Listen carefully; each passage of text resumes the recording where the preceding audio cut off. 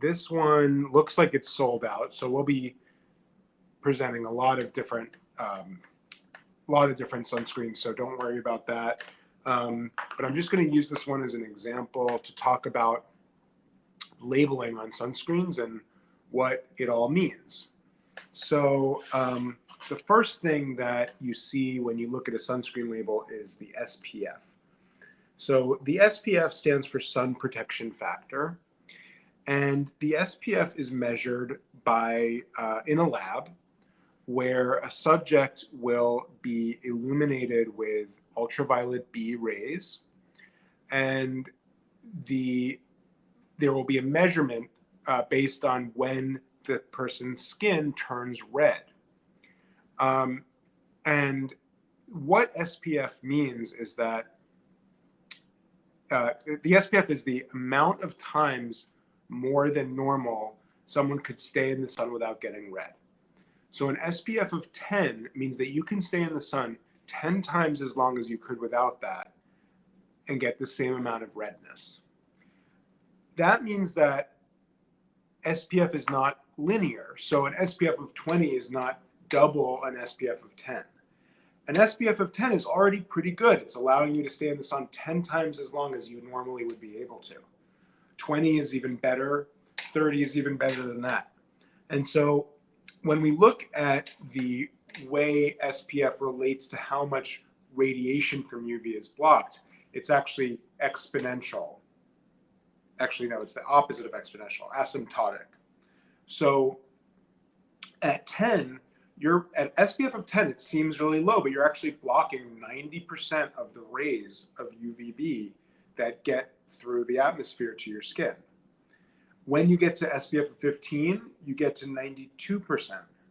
SPF of 20 is 95%. SPF of 40 is 97.5%. So that's why dermatologists usually say an SPF of 30 or higher. Some people will say 50.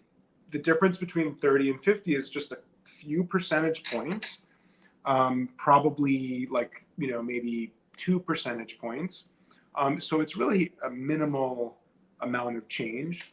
What I tell people is that the most important thing is whether you like to wear it, because that's going to decide whether you do wear it and whether you can reapply.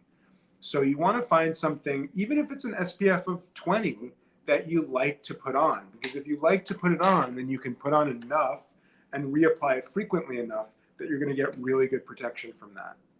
If you insist on using an SPF, or if I insist on a patient uses an SPF of 100 and it's a tacky, white, unpleasant experience to put it on, then they are not going to use it. So I find Supergoop products really, really nice to apply. And this one is SPF of 40. So this is blocking 97.5% of UVB rays. Now, UV is broken down into two different categories. One is UVA, which dermatologists like to remember by saying UVA is like aging, so A for aging.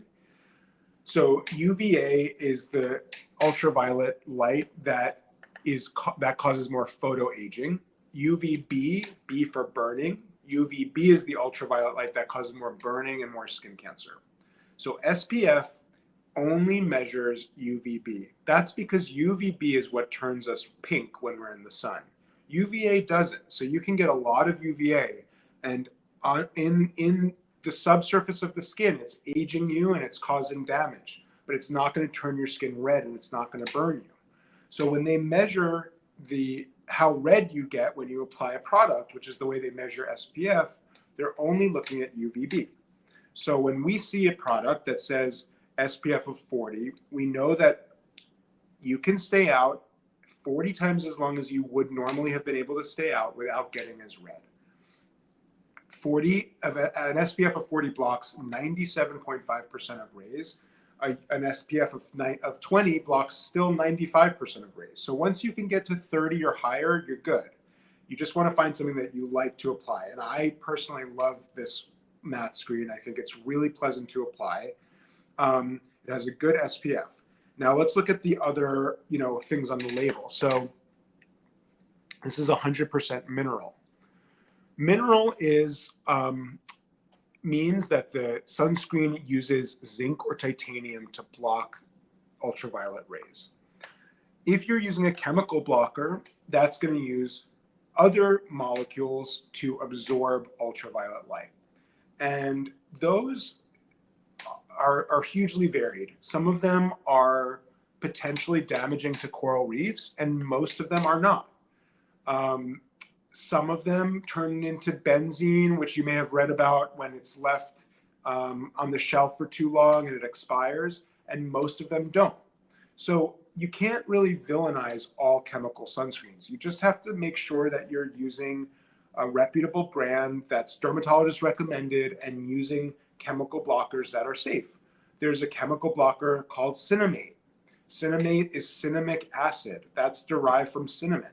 So it doesn't mean that they're chemicals. They could be sort of natural in the sense that it's derived from cinnamon, but it just means that it's the way that it absorbs ultraviolet light. It doesn't reflect it, it absorbs it. And so that's what makes it a chemical blocker. Mineral blockers do absorb ultraviolet as well, but they also scatter light, almost like a reflective surface. In the past, getting a mineral blocker like Mattescreen meant that you were like those lifeguards from the 70s where you'd have like a white cast all over your nose, because it used to be that zinc and titanium was very difficult to micronize and make cosmetically elegant. But now zinc and titanium can be used in formulations in a very cosmetically elegant way that goes on really smooth, that feels really good, that blends in well. Many sunscreens don't. Many sunscreens that use mineral blockers, like Neutrogena for babies, it's good because it's all mineral, but it's tacky and white and it doesn't look good. So you want to find someone that something again that you like to wear. Mattescreen I think is really pleasant to wear, and it's 100% mineral. So if you're looking for mineral, this is the way to go. Let me just go now to Supergoop Unseen, which is sort of the counterpoint to this one, which is also a beautiful sunscreen that feels really, really good, but it's chemical.